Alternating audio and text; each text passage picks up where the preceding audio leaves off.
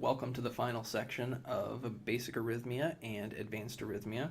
We'll be talking about pacemakers. Thus far through the course, we've talked about native pacemakers, and those are the organic ones. The cells themselves, the heart that you were born with, and those parts that can generate an impulse on their own to create a heartbeat. With this part, this last section, we're going to talk about the artificial pacemaker, or pacemakers, the ones that are implanted by the healthcare industry. So we'll talk about those in various ways. For the basic arrhythmia group, the focuses I have for you guys is going to be the terminology, common rhythms,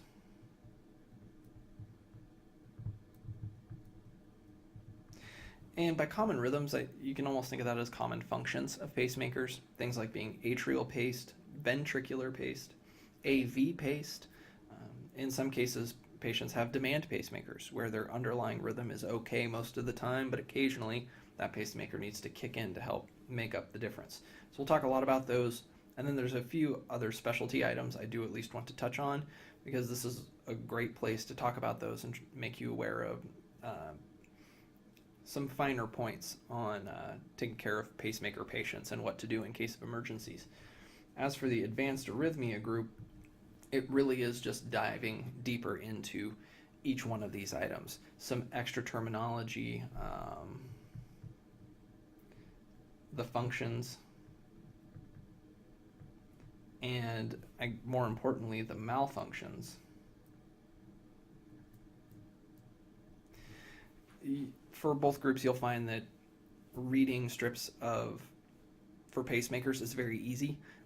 You just look at it and you can pretty much tell right away almost, except when it comes to the malfunctioning and when they're not doing the job they're supposed to. At that point, they can get really complicated really quick, and hopefully I'll give you the remaining tools you need to be able to dig through that and figure out what's going on, or at least have a good idea so that when you're communicating with the cardiologist, you can get the job done quickly. And here we go. Pacemaker classification. Like all things, we organize them in a way that we can tell the difference between one type of pacemaker versus another. I'm not going to go in great detail through this, but the idea is a progressive one, where we look at what chamber is paced, what chamber is sensed, how the pacemaker responds to the sensing. And those are really, really cool things. The short version is that pacemakers nowadays are very smart. In fact, they're smarter than your phone. And way more reliable, by the way. Because let's be honest, if your life is dependent on this pacemaker functioning, you can't have it glitch out or anything like that. Really cool things that a pacemaker can do include the mode switching.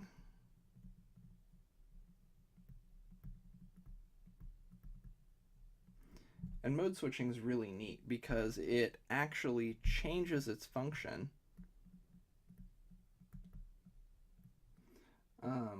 based on what it sees in terms of your native response.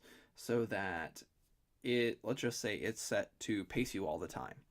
But if your natural heart is able to pick up the pace and is working well enough, then it actually kind of shuts itself off so that you don't pace when it's not necessary. And that's a really cool thing. The other neat thing that it does is something called rate responsiveness.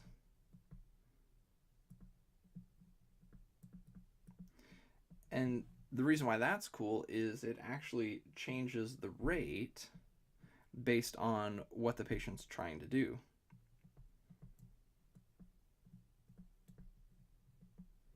Or their activity, based on patient activity.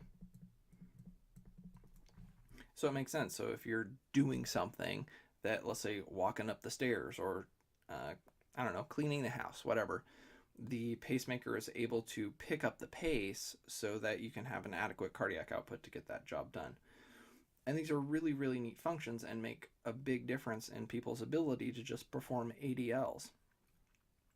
The simplest pacemaker that you'll run into is going to be VVI, and that's your temporary most often. And those temporary pacemakers just, they pace the ventricle, they sense the ventricle if something's coming through already, and they inhibit if the patient's native rate is adequate. Your higher end ones, which would be, your D, and in fact D, would be sensing both atria and ventricle, pacing both atria and ventricle, inhibiting accordingly, and additionally, if you've got rate modulation, or even better, or in addition to multi-site pacing, so that it looks at the atria. If the atria paces, it does something. If the atria does something, then it doesn't fire. And same with the ventricles. And so that you could see this kind of be in that Cadillac model where it is able to do everything or do nothing accordingly.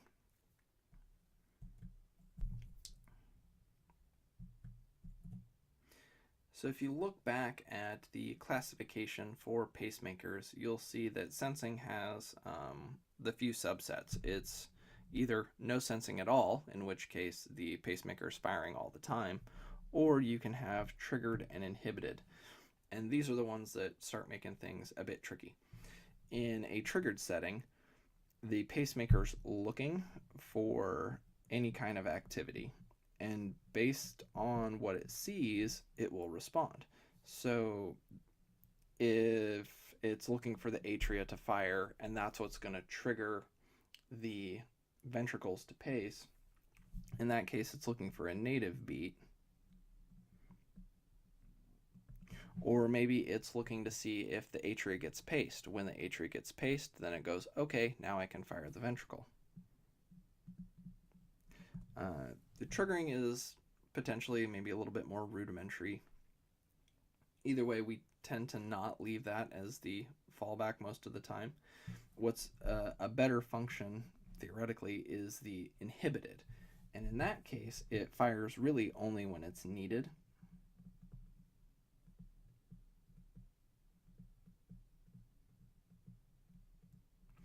And so in those situations, it is planning on firing unless it sees something. And so it's sensing for what else is going on in the heart. And in that case, it inhibits a spike being created by the generator. In both of these situations, you can run into situations which is the primary source of problems, which is oversensing and undersensing. And to understand how this function works, I feel like the problems help really get your mind wrapped around it. At least it did for me. So in undersensing, the pacemaker's always firing. And that's because the pacemaker doesn't sense anything.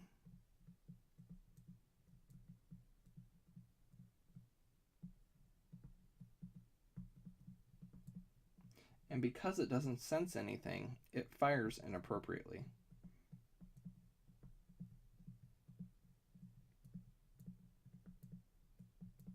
So assume the patient has a perfectly appropriate rhythm. Let's just say they're going in controlled AFib. The pacemaker doesn't sense that, and so it fires off anyway because it assumes nothing's going on because it can't see anything. The other side of it is going to be the oversensing. And in oversensing, it sees too much.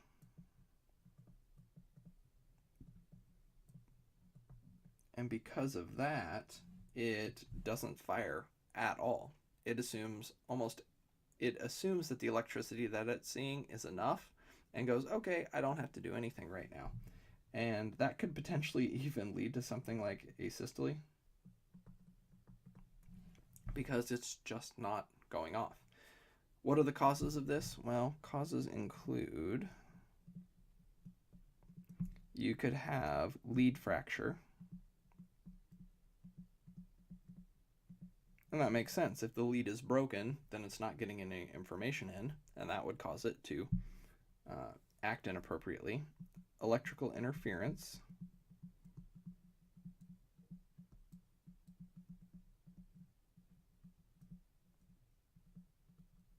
And in electrical interference, we're talking about things like the CT, MRI, electrical cautery, things of that nature that could potentially cause the pacemaker to misread what's going on. Myopotentials.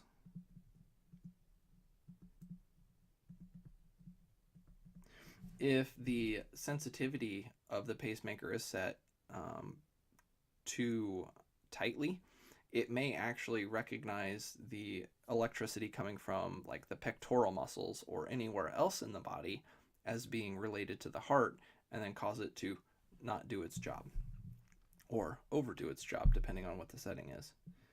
The last one would be opposite side of the heart.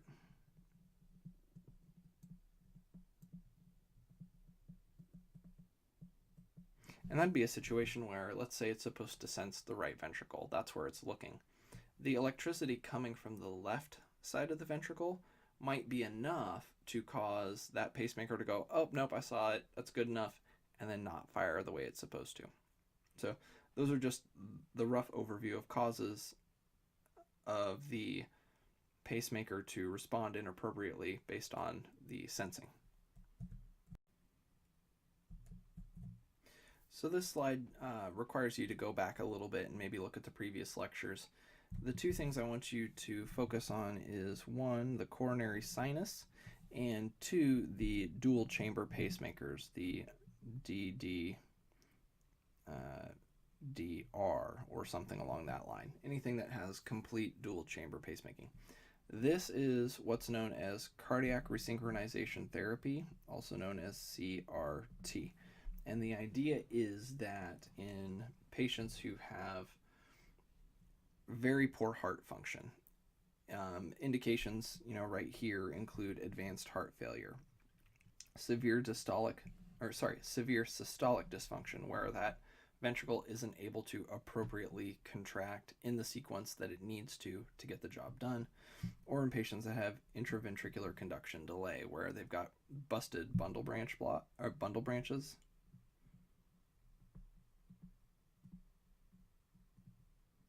And they aren't able to properly conduct electricity throughout the ventricles. Those are your big indications there. You've got your EF that's really low, things of that nature. In these folks, the solution is to do this.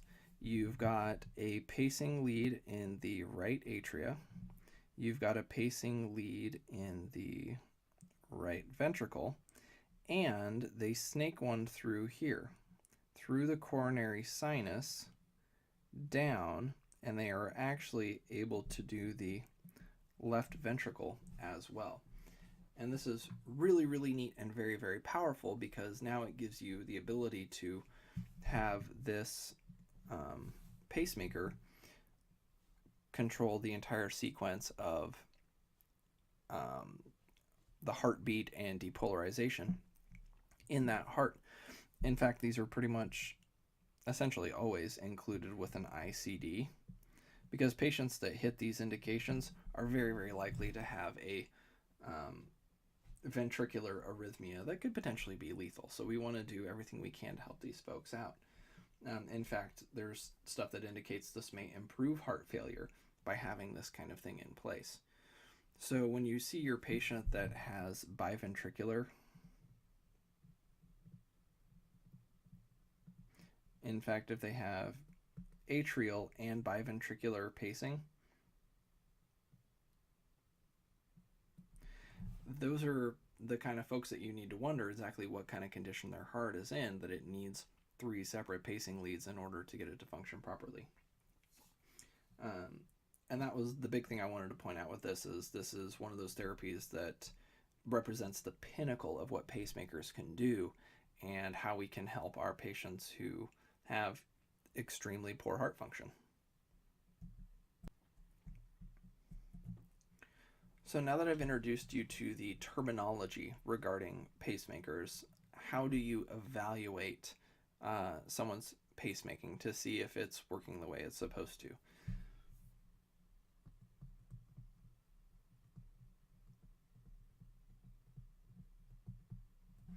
And so here's the steps. It's not unlike what we've done prior with going through any of our strips. It just has a few different things that you need to focus on.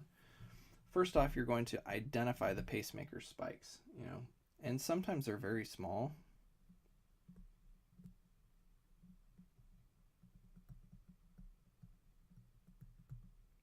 In fact, you may not even see them on the ECG strip, and we rely on our monitors to help give us an indication if that thing's happening. Of course, you can always check your patient, because they should have a pacemaker implanted in their chest. If that's there, then obviously we have to dig in and figure out if their pacemaker is functioning or not. So once you've identified spikes, the next thing you need to do is look at the relationship between the spikes and the patient's complexes, the depolarization.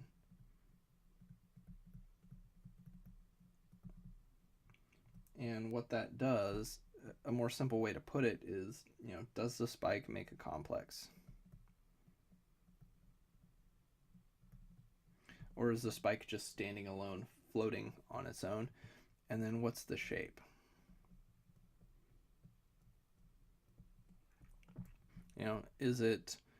Did the spike happen and it made a very telltale response from the heart that a pacemaker should, or did the spike happen but then the beat looks perfectly normal? Things like that are what you want to be aware of. Next thing is the pacemaker doing what it's supposed to do? You need to know what the classification is if you're going to dig into that.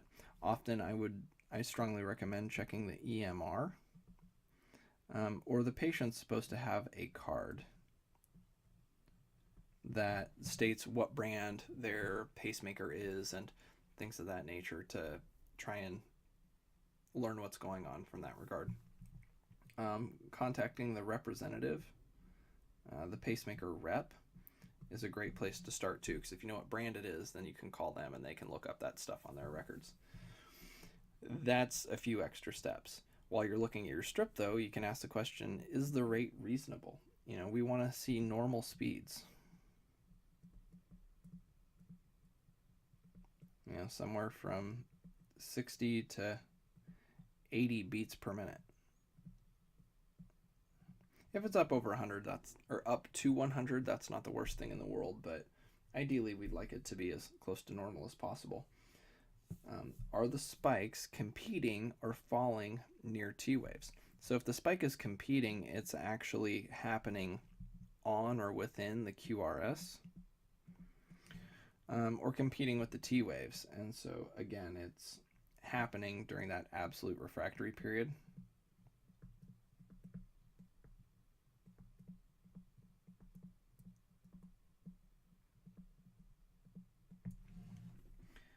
The last thing you want to ask is probably something that pops first in your head, which is going to be, is the pacemaker functioning consistently and reliably?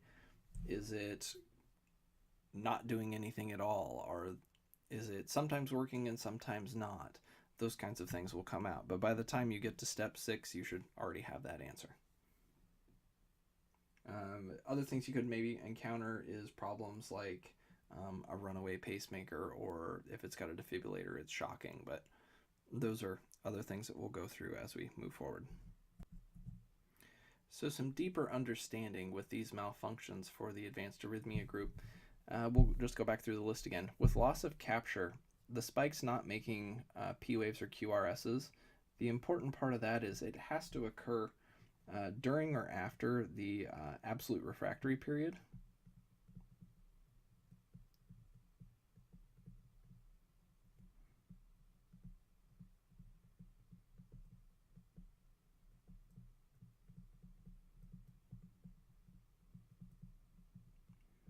And that's important because you really can't qualify it as loss of capture if it's happening at a time where the heart couldn't even respond in the first place. So it needs to be, during an interval where that spike should create something. Failure to sense, there's 2 subsets, and so that's going to be fusion beats and pseudofusion beats. I'm going to go into a fair amount of detail with this. In fact, we'll actually look at some of those. But the shortest, simplest way to put it is that this is mixed with a native QRS, and actually it helps a little bit,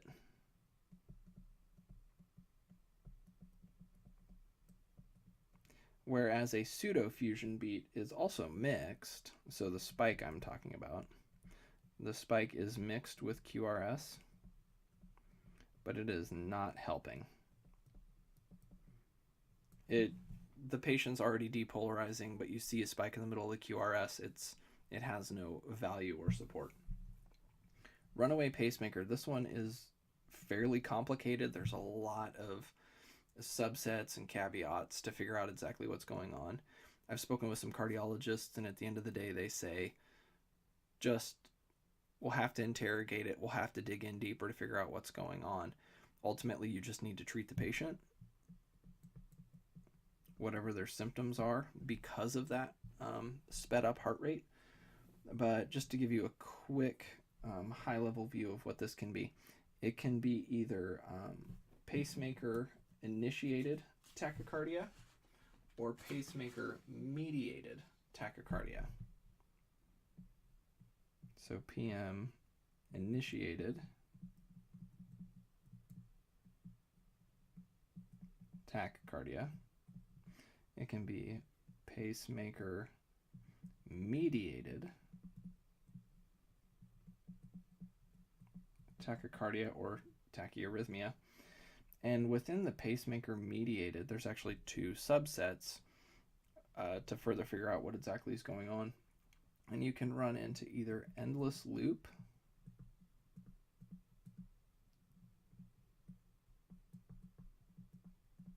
or you can have native atrial tachyarrhythmia. Sorry.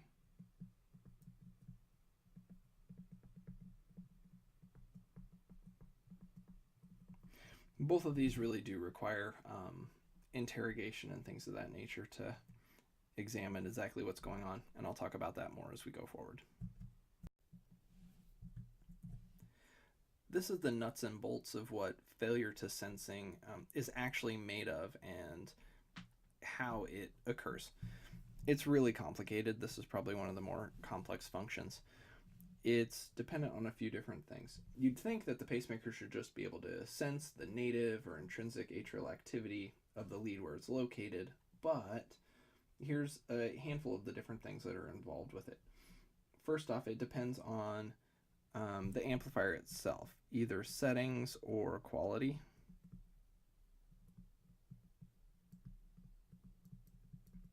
Secondly, so let's call that number one. Number two, it depends on the size and characteristic of the signal inside of the heart at the location of the electrode.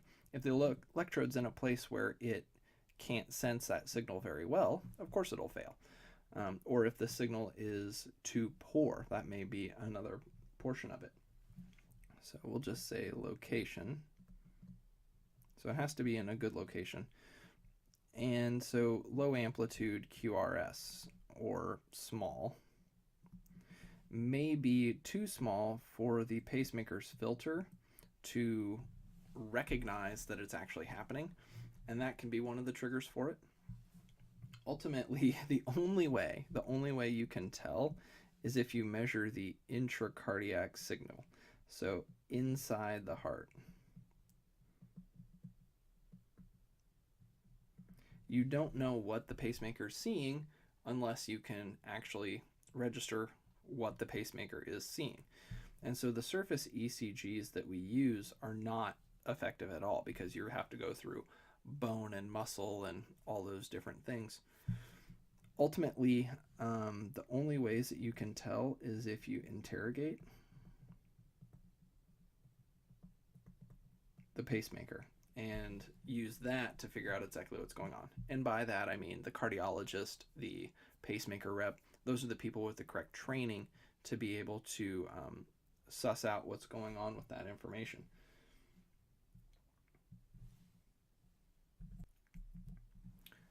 What we can see on the surface ECG is the following.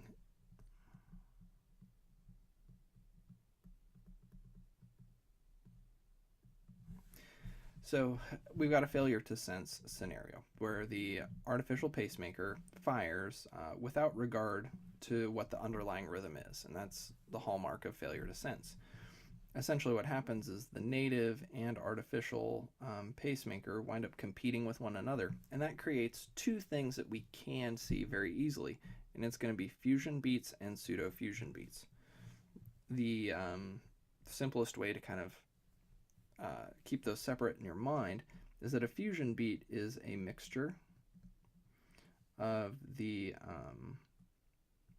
pacemaker and the native QRS, and that it looks mostly like a paced beat. As for pseudofusion, that is also mixed, but the pacemaking spike happens late enough that it's on top of the native QRS.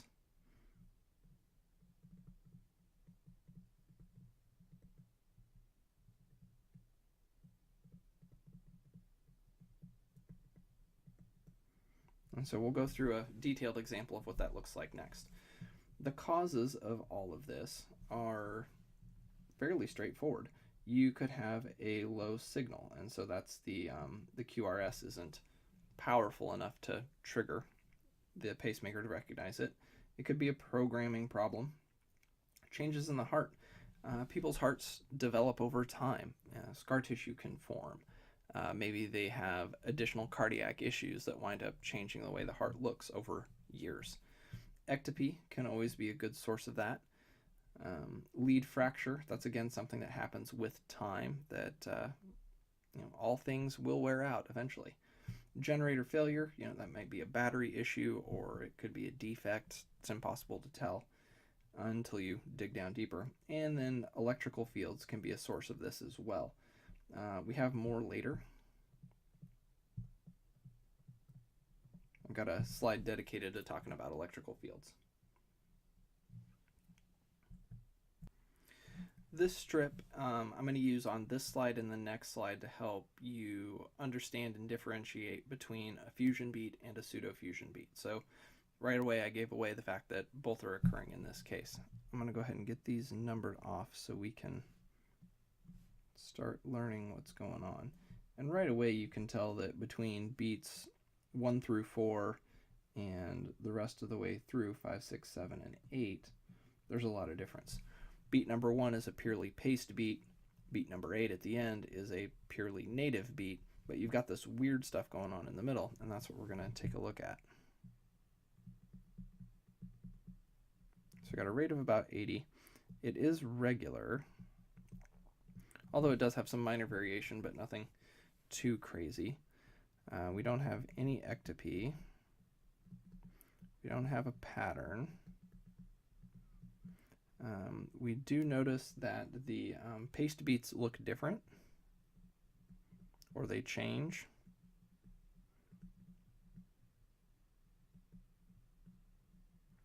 And that's going to be what we're really digging into now. In terms of the P wave, do we have a native P wave? Absolutely. It's these little guys right here are your native P waves. And you can see them going throughout the rest of the slide. They are upright and uniform.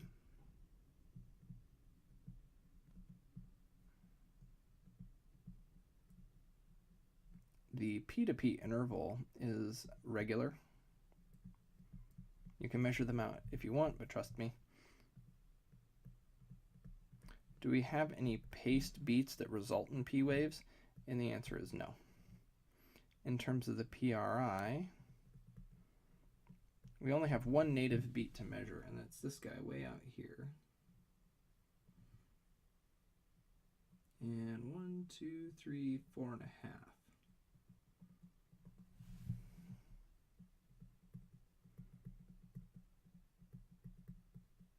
So 0.16, oh, sorry, 0.18.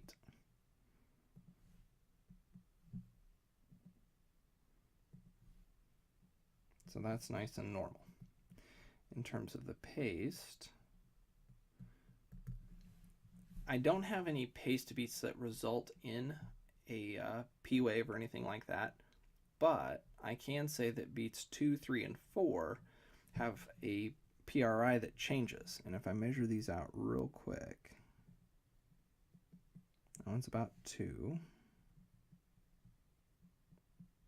That one's 3, 4. And these are a little more difficult to measure because that spike lands right at the end, and so it obscures things a little bit, but I would say this one's about 5. This one's back to 4. And this one's 4. So what we can say is that they are short, but they are variable in lengthen. So what that tells me is that the P wave happens, and when the pacemaker decides to fire, changes over time, and that in fact it gets longer and longer. We're not looking at a second degree type 1 or anything like that, where it's longer drop or something along that line. We just know that this helps identify the fact that the pacemaker is not realizing that those P waves are happening until much later in the strip.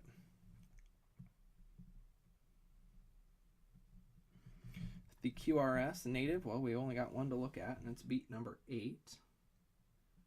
Measure him real quick, and I'd say he's about 2.5. We can say that it's upright. It has the RS pattern.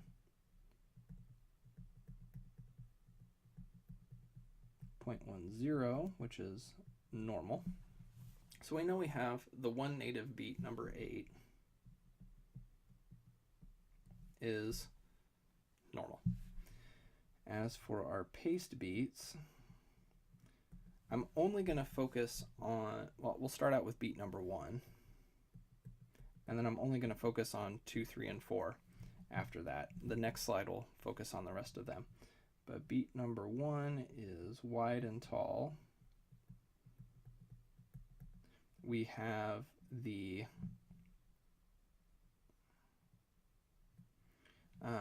pacer spike, QRS. Those are the hallmarks of V-paced, so we know that for sure. Now, the rest of them, at least number 2, 3, and 4, those look a little bit different, don't they? They had a preceding T wave.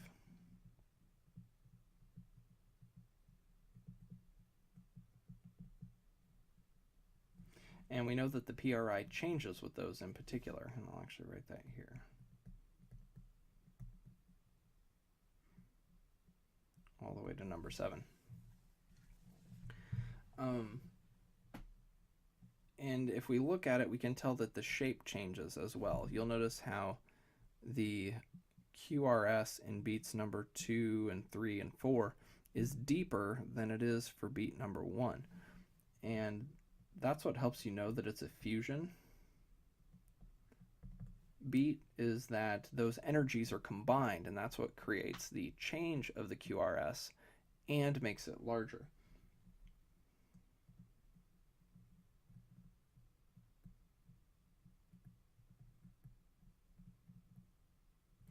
That it was combined with the native beat. And the big hint that we know, or that we can really suspect or deduce that they were combined and fused, is that we've got that preceding T wave, or preceding P wave. That's the big hint there.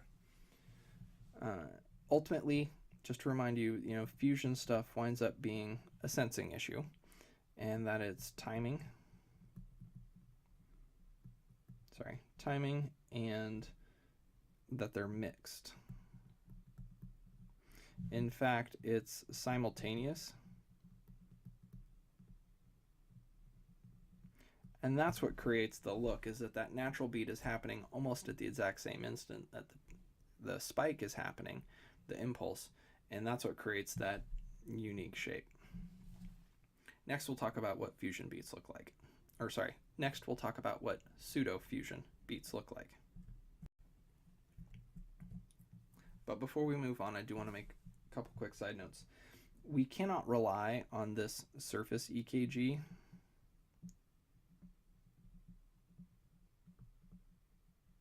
We need to interrogate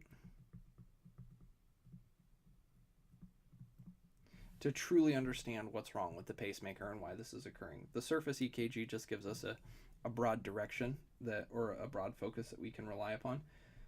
We know we have capture, and that's why we assume that sensing is the issue.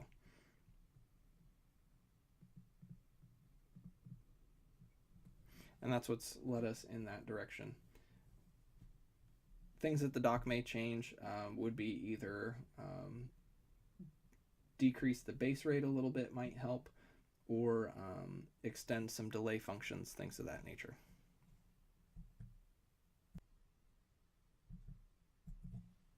Continuing on, differentiating fusion versus pseudofusion beats.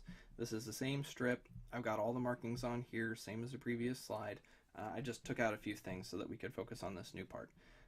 We've pointed out again that beat number 1 is a purely paced. It's wide, it's tall. That's what we're expecting. Beat 2, 3, and 4 have the P waves in front of them, and fusion beats where the pacemaker spike combines with the native QRS and creates a unique looking QRS where they work together.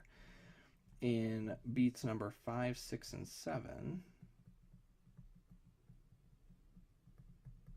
and those, what we can tell is you can see the native beat,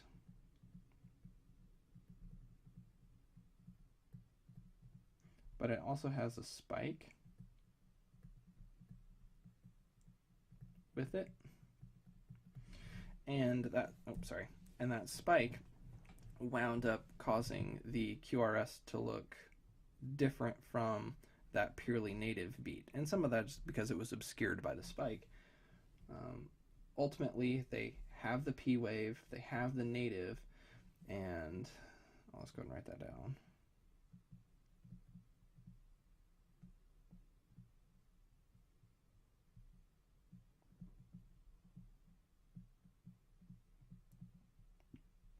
Have the native QRS, and they have the spike. It's those three things together that help make it a pseudofusion beat.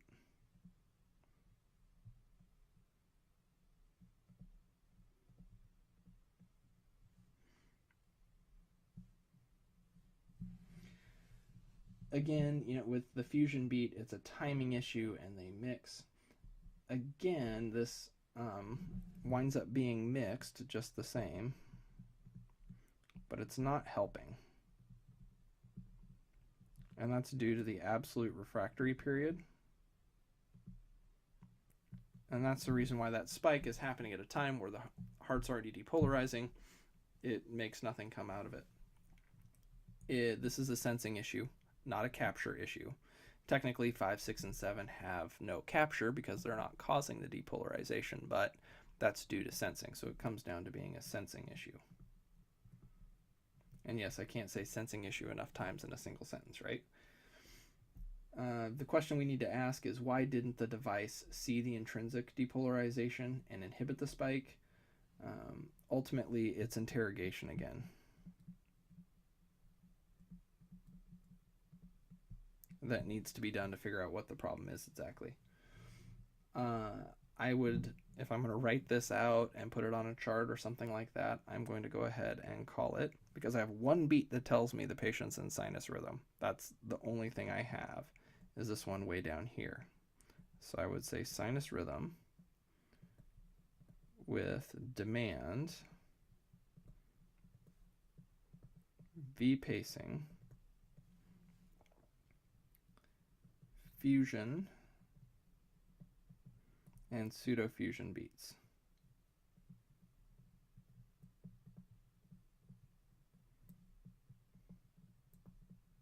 And that's my interpretation. That's my interpretation. That's what I see. That's what I think's going on. Interpretations are always your own. Someone else can correct it or redirect it if they have more information or if they looked at it from a different angle potentially. Ultimately, that's what I would report to a physician were I to show them this strip. A patient has a newly placed pacemaker. While reviewing strips, you notice the following sequence of beats. Which action is most appropriate? And well, you can see here that you have some that don't look quite the same as your true V-paced beats. And then you even have one here that looks like a pseudofusion beat. And then, of course, you have your normal here. And so you have to ask what's going on here. Well, this is likely a sensing issue or a timing issue that's going on. And so at what level do you want to respond to this? And if you look through these, does that primary nurse notify the cardiologist emergently? This pacemaker needs evaluated immediately. That's a little aggressive because the pacemaker is still functioning, but it's not quite at peak. So we'll take that one off the list for now. The primary nurse notifies the cardiologist as soon as possible because the parameters of the pacemaker may need adjusted. That seems actually a lot more reasonable to me. The primary nurse acknowledges it, but the cardiologist can be told about it when they round later. Because this is a newly placed pacemaker, this is something that they may want to adjust sooner than later. So that seems like a bit of a delay. And then last, of course, there's the nurse acknowledges it, but there's no need to notify the cardiologist. They'll figure it out at the patient's next checkup. That's way too much of a delay because this is something that we would like to get fixed before they even leave the hospital. So that really kind of takes those two out because those tend to delay. And that leaves us with option B. Let the cardiologist know as soon as he can, and then they can decide how soon they want to come in and adjust those parameters. This is the Runaway Pacemaker slide from the basic arrhythmia class. I'm again putting this up because the next couple of slides we're going to discuss this in a lot deeper fashion. I just want to remind you that it's, treating the patient's symptoms is your big goal and your focus. If they've got a decreased cardiac output, low blood pressure, decreased level of consciousness, fatigue, whatever they may present with, that has to be your focus, trying to assist with that. And then with interrogation, the physician, cardiologist, ER doc, whoever it may be, will be able to determine what the next steps are to try and mitigate that. As a quick preview of what we're talking about in the next slide, just because I want you to have this information on this slide so you can see it, there's a lot of subsets to this that divvy it up because it's all about classification, right? You can run up against either the pacemaker mediated tachycardia, pacemaker initiated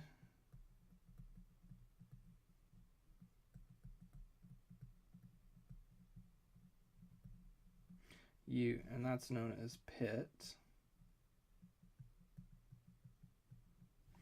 You can have the pacemaker mediated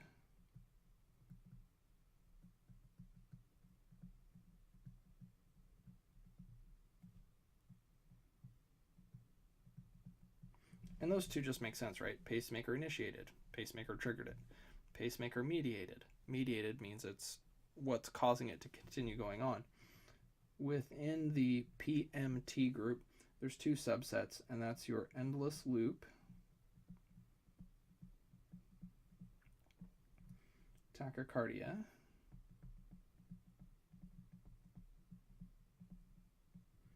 and that's known as ELT, or you can have the native atrial tachyarrhythmia.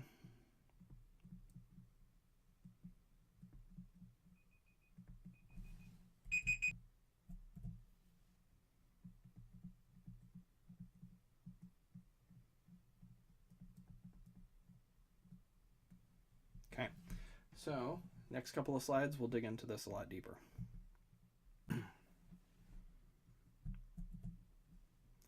Pacemaker-mediated tachycardia. In the previous slide, I'd mentioned about the pacemaker-initiated versus pacemaker-mediated. The pacemaker-initiated tachycardia essentially is a situation where the pacemaker itself accidentally triggers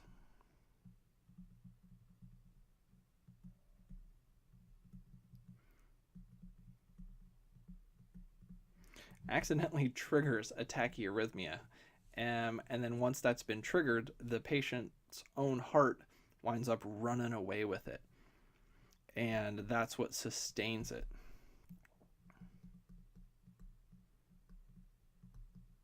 So you could just imagine something like the pacemaker fires and the patient goes into SVT, And then at that point, the pacemaker's like, oh, they're in SVT. I don't need to fire. And then all of a sudden, you've got a patient who continues on with that rhythm. Ultimately, it's interrogation and reprogramming that may be necessary to correct for that. And that's why I don't go into PIT too much, because it's pretty simple. Pacemaker mediated tachycardia is a lot more interesting and a lot more complicated. So here's the idea. You have two subsets. You have the endless loop tachycardia, and of course the native SVT, or native tachycardia, or native supraventricular tachycardia. So in endless loop, this is one of the classic example of what happens with a runaway pacemaker. And the idea is, just stick with me here, you have retrograde conduction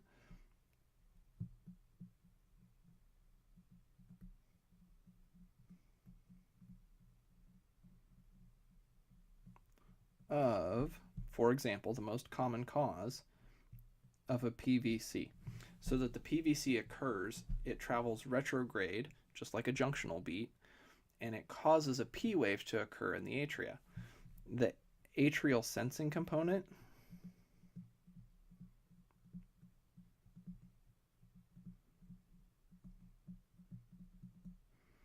it senses the atrial stimulation, and that causes another V pacing to occur.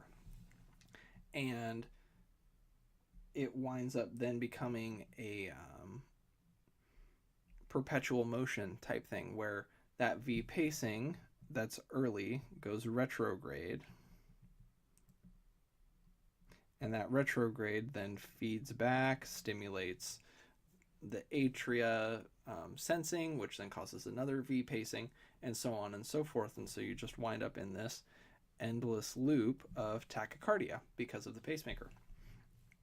Ultimately, prevention is two very simple things. One, programming by the cardiologist that help adjust parameters to prevent this to happen. But if you're taking care of a patient, and again, you're going to treat the symptoms. So if your patient is symptomatic, you're going to be much more aggressive. The simplest solution for this is place the magnet on the pacemaker, and that will cause asynchronous pacing. I'm actually going to write this in a different color because I think it's worth pointing out.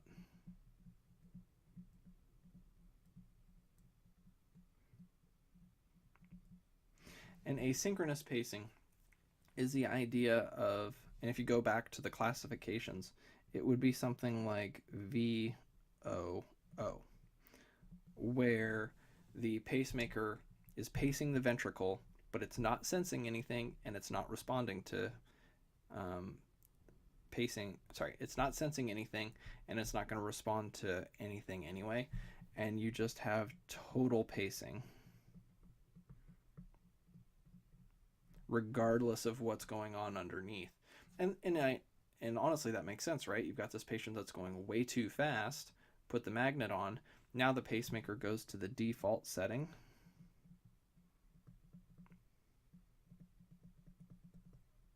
and so maybe just drops itself down to a heart rate of 60 or something like that. And you can see why that would be a great solution in that case. So keep that in mind, that is something that can occur when you place a magnet on the patient's chest. It doesn't shut the pacemaker off, it simply stops the tachycardia and tells the pacemaker to behave differently for the time that the magnet's in place. So that's one. That's endless loop, and that's the classic version. And there's a lot of things that are done nowadays to prevent that from happening. The other one is going to be the native supraventricular tachycardia. This one's kind of neat, because what happens is the pacemaker should automatically, when a patient becomes tachycardic, the pacemaker should automatically switch to a mode where it's not responding to that. However, for whatever reason, it doesn't automatically shut off.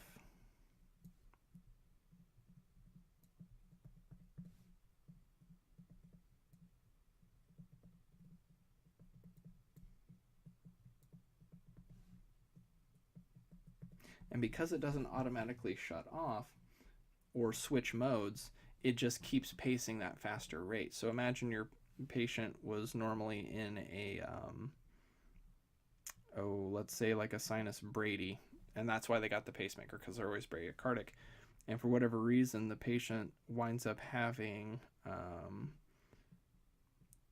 a sinus tach of some kind where the P waves are at a faster rate.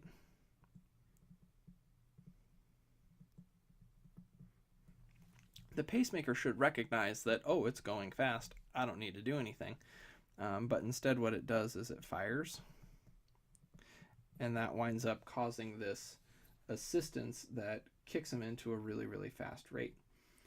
Ultimately, the prevention is going to be the same. It's going to be programming, or it's going to be a magnet to try and keep that from going on. So we've talked about that, the magnet and that.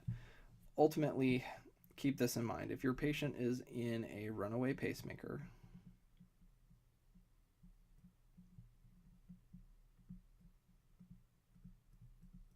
if they're in a runaway pacemaker scenario, your treatment/prevention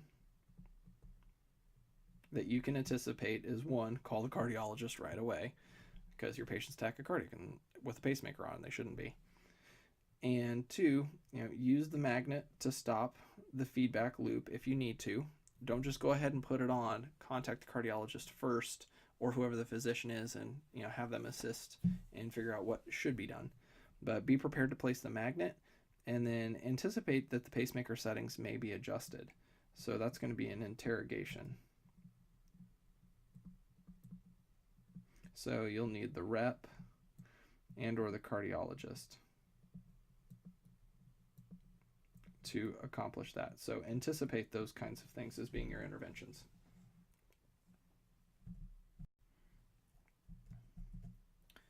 So we've talked about loss of capture, failure to sense, runaway pacemaker. What are you really supposed to do, though, if your patient winds up presenting with these problems or developing them while they're under your care? Well, ultimately, it's, care for the patient first. Focus on the symptoms as best as possible and try and treat those. If they've got low cardiac output, so they've got that low blood pressure, they feel the palpitations, the anxiety, try and do the little things you can to try and get them through it. If you know that there's been a rhythm change, the underlying rhythm, that may be part of the problem. If their rhythm changed to something new, that could have been the cause for why we're having these new malfunctions. Ultimately, when a pacemaker does malfunction, treatment is directed at the patient and the underlying rhythm. If you think about it, pacemakers are the treatment.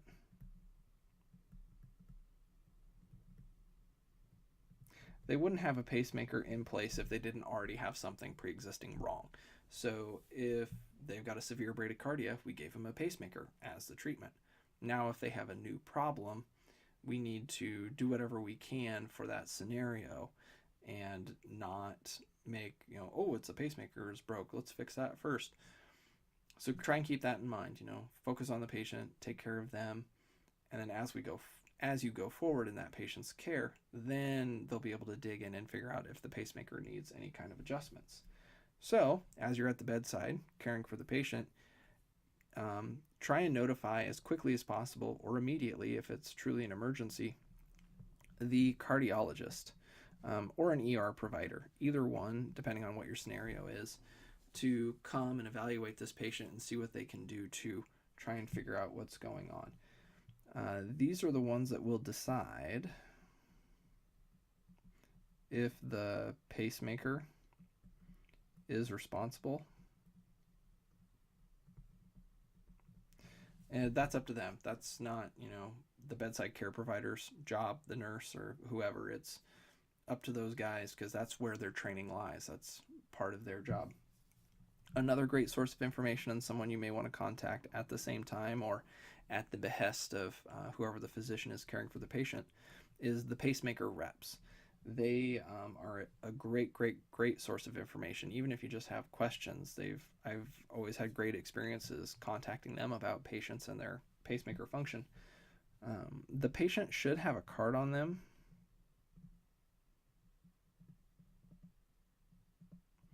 And that card's going to say what brand it is. And it may even say what function that the card has been placed under. Or, sorry, the card should say at least what brand of pacemaker the patient has and potentially the functions that were set up on it so that you can have a better idea of what's going on. If you don't have access to the card, or if the patient's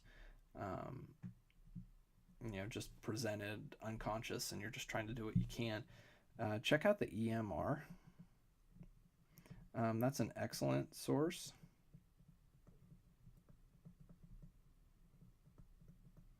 Or an excellent record of the device, especially if it was placed in your facility. In those cases, the cath labs and places that do this will put in all the information you need to figure out what type of device it is and who to contact in order to expedite things. Ultimately, you're going to anticipate doing the following. Plan on doing an interrogation. And that's going to need to be done by a trained expert. So either the pacemaker rep themselves or another care provider who's been shown what they need to do in order to use the interrogation device to figure out what's going on. That could be cardiologists, whoever. Adjustment, that will definitely be done by the cardiologist. They're the ones who are going to be able to figure out be able to read it and see what settings are best to help correct the problem. I've seen this done at the bedside a handful of times myself, that they'll have the device open, the patient's laying there, they'll hit a couple buttons, see what changes, make the adjustments, and then we'll write it out, see if that's effective or not, and maybe potentially change it again. It just really is a patient-by-patient scenario. Last but not least, and of course the least ideal scenario, is replacement if needed. If you run into one of those big problems where it's truly broken, either the generator or maybe a lead came loose, things of that nature that require a procedure, don't be surprised if something like that happens. But again, last result, hopefully it never comes to that.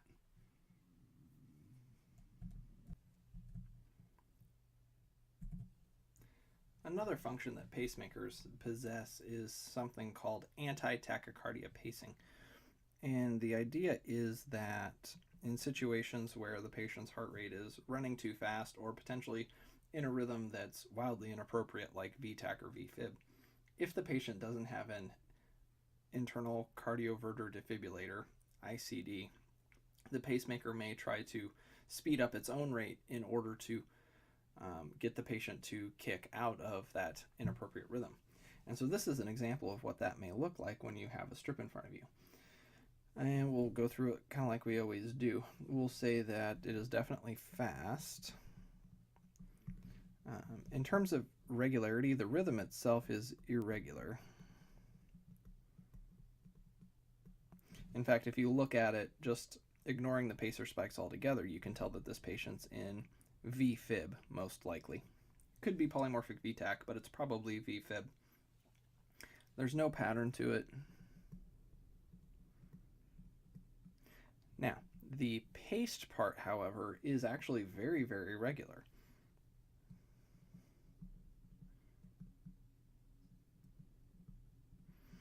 And if we measure them out from one pacemaker spike to the next, we get 16.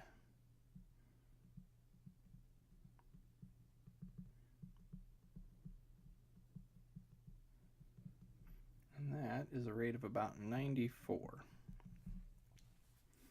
In terms of P waves, we really have none, either paced or otherwise. PRI, there's nothing to find either.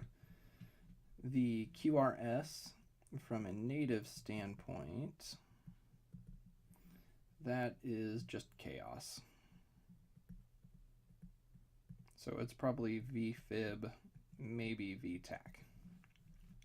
From a paced view, we can tell that the pacing is very regular, but that it's not having any effect. It has no control. You could even argue whether there's capture or not, and in this case there is, because you can see every time that a paced spike occurs, it does change the way the underlying rhythm looks. So we do have capture, it's just not enough to get the patient out of the V-tach that they're, or the V-fib that they're currently in. So if we have underlying V-tach, V-fib, and we have pacing, this is likely to be an anti-tachycardia pacing scenario, where the pacemaker is competing with the heart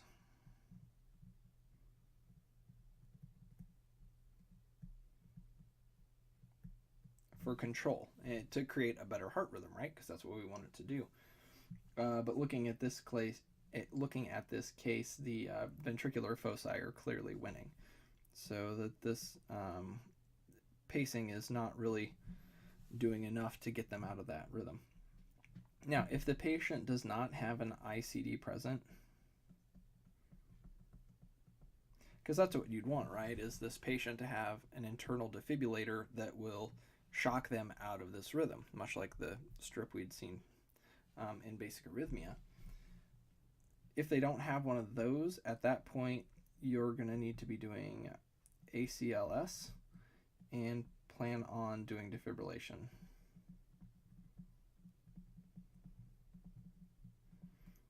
With good old-fashioned pads. And of course compressions and all those other things that you need to do to help the patient along.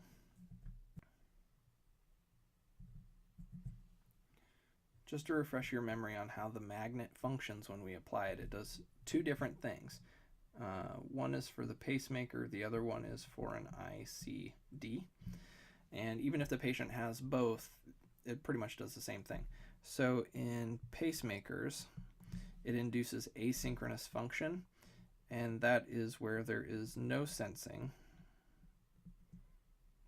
And it basically fires continuously.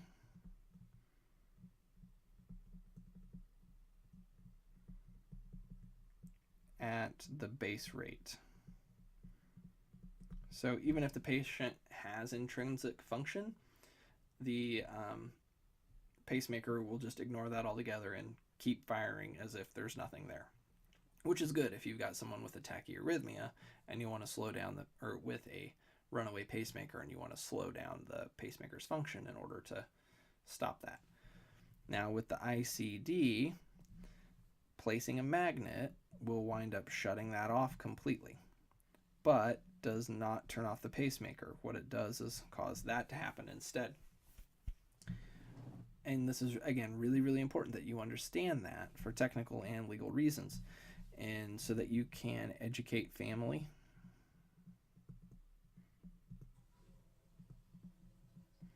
and patient. Because if you don't understand this, you might accidentally mislead them to believing something else. They'll be like, yep, we'll put the magnet on, it'll shut everything off, and okay, now we're withdrawing cares, and that'll be that.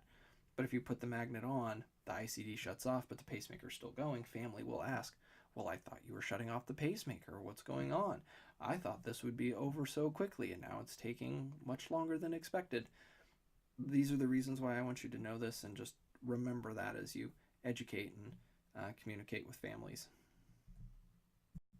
As promised, electromagnetic interference and their effect on pacemakers.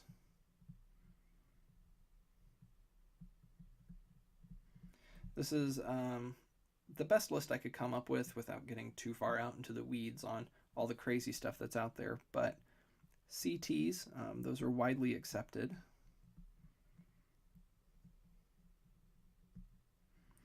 They really don't cause much problems at all. Most patients can undergo CT scans without any adverse consequences. MRIs, on the other hand, are actually still under debate. In fact, they make MRI compatible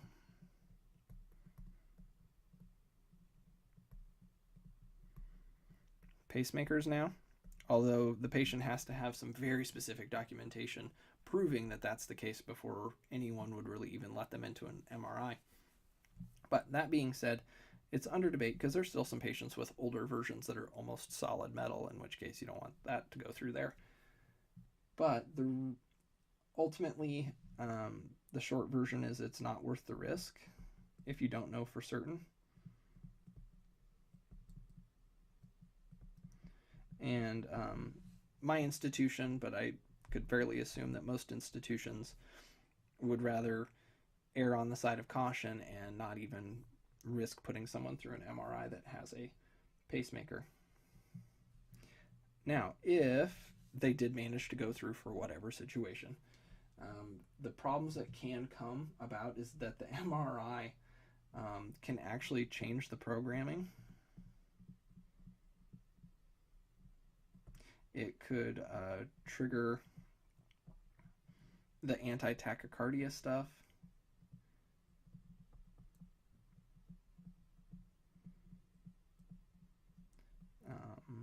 Wires can generate heat.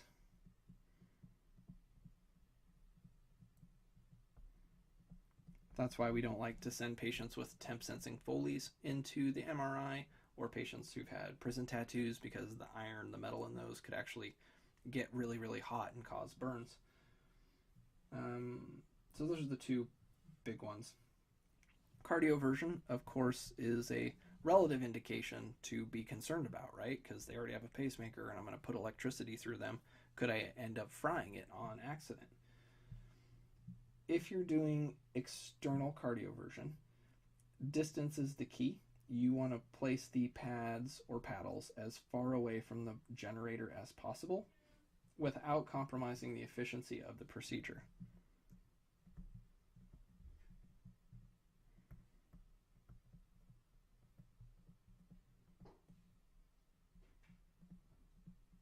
In fact, your best placement is going to be an anterior, posterior type setup, but again, that's up to the cardiologist doing the cardioversion.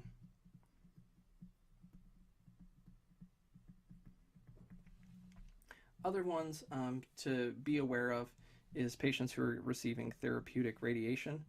There may be needs, the cardiologist needs to evaluate the pacemaker to make sure that it's going to function okay in that scenario. And last but not least is this one, which was pretty interesting. Extracorporeal shock wave lithotripsy, which is essentially what they do to break up like renal stones or kidney stones, however you want to phrase that. And during this procedure, they actually changed the pacemaker settings before and after.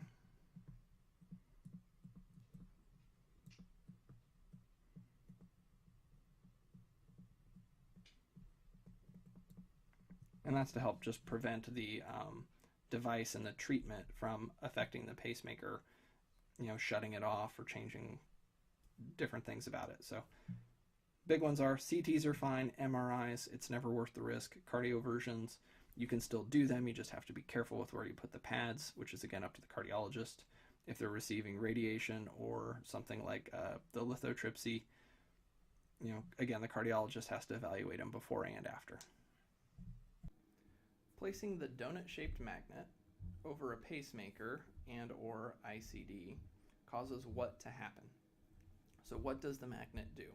Well, does the magnet turn off the ICD? Absolutely. Does it turn off the pacemaker completely?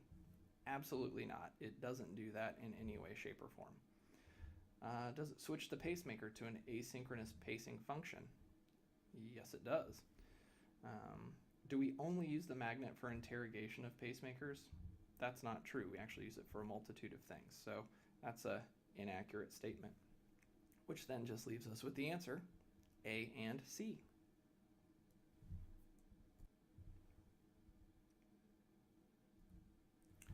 Loss of capture results in which of the following? The pacemaker stimulus does not produce a spike on the ECG. That's not accurate because we know that you can still see the spike when the pacemaker is functioning. The pacemaker stimulus produces a spike, but no depolarization. That's accurate. Loss of capture only counts if it occurs during the absolute refractory period. No, that's not true, so we can check that one off. Rhythms like loss of capture results in rhythms like VTAC or VFib. That's a pretty broad statement and really not terribly accurate at all when it comes to talking about loss of capture. So B is the correct answer. The pacemaker stimulus produces a spike, but no depolarization. This strip's a little bit harder to read, so I have it over 2 different slides. I have this one here so you can read it clearly. The question is, a patient has a newly placed pacemaker. Earlier in the shift, they have rhythm A. Later on, the alarms sound and you see rhythm B. Which action is most appropriate? And so just to look at these 2 strips and figure out what's going on, it appears that they're V-paced here and that everything's looking fine. You've got a spike for every QRS. Then later on, you have spikes, but the patient really doesn't have anything in the way of QRSs going on. And then you can see here where they get captured again. And so you have to ask, how emergent is this? So we'll go to the next slide. And so newly placed pacemaker, rhythm A, rhythm B, and we have loss of capture. And it's not just one beat, it's a series of beats. And so how emergent is it? Well, would I say no interventions required? Absolutely not. Is this something that the CNA can address? Absolutely not. Is this non-emergent and you can just kind of let the nurse know? Nope, that's not the case either. This is actually an emergent situation. And so you have to decide, is this worth calling an RRT for and having the ICU nurses evaluate immediately? Or do you just contact that primary nurse immediately, but be ready to escalate as soon as possible? Because the patient regained capture here, we just kind of had this run of not much going on. So it's not quite to the point where we're at an RRT yet, but if it keeps happening, that may be the case. So I'm going to go ahead and say that it's emergent. Get a hold of that primary nurse immediately. Escalate if you're unable to get a hold of them.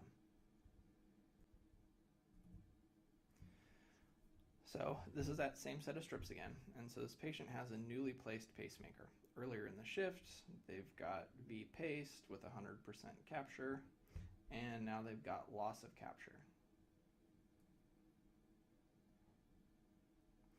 And you as the nurse, how are you going to respond to this? Well, do you A, notify the cardiologist immediately because this patient, or notify the cardiologist emergently because this patient needs evaluated immediately because the pacemaker's not doing what it needs to? Do you notify the cardiologist as soon as possible that maybe the pacemaker needs to be adjusted? You know, that's definitely an option on the table, but if I had to choose between these 2, I feel like B is a little too relaxed. I think loss of capture is something that is an urgent matter. You know, your other options would be notify the cardiologist when they round. No, that's way too much of a delay. This is something that needs to be handled sooner than later.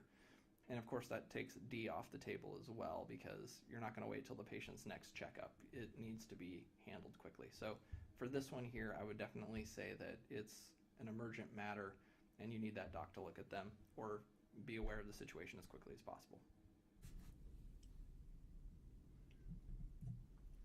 And with that, we have the end of advanced arrhythmia. I want to again send out a special thanks to the monitor techs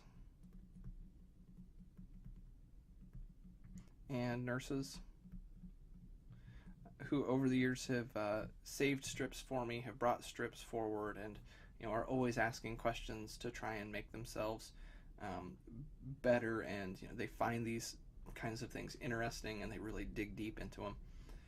And again, thanks to you for sitting through this presentation. I know it's a lot of information and it's pretty challenging. It's taken me years to collect this much, even for myself.